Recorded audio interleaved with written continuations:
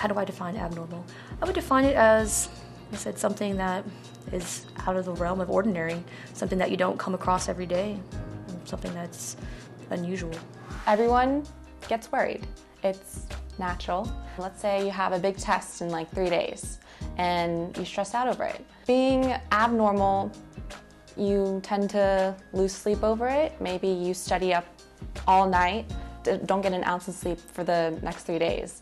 I would say that's pretty abnormal. The difference between being sad and then depressed is like, well, with being sad, it's like someone kind of says something to you or you see something and it makes you feel like just a bit down, and then but you can easily recover from that.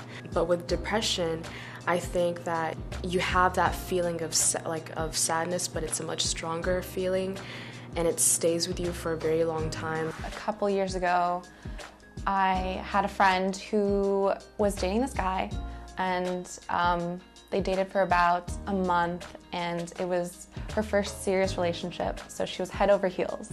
But one night, they had a huge fight, and it seemed as if that they weren't going to get back together.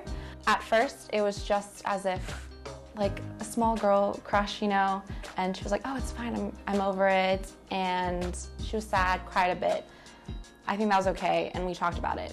But throughout the week, she started drinking, she started going out and coming back at really late hours, maybe 6 in the morning, and then sleeping through the day, and then leaving again at like midnight, and I wouldn't ever see her. And I didn't know what she was up to, but it was all because of the breakup, and she was just torn. And that's pretty abnormal. My mother, she lost a baby, so it was a miscarriage. At first, after it happened, we were all in this depressed state where like we didn't want to talk about it, or we didn't want to mention things to make my mom feel bad. The thing was that at first it was just a normal state. It was because we knew what happened. So it was just normal to us that she was feeling upset, and because she's upset, then it would affect us because we care about her, and you know, she's part of the family, so we can't let one person just fall behind. It started feeling abnormal when it just started to become like this regular daily kind of thing where she would just be upset, she wouldn't talk, she wouldn't eat. So that made it an even bigger situation. I've been diagnosed with bipolar disorder.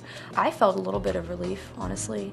I had extreme emotions my entire life, and I always thought there was something wrong with me, like that. Why can't I control these things? Like why are these things making me cry? It's not even that sad.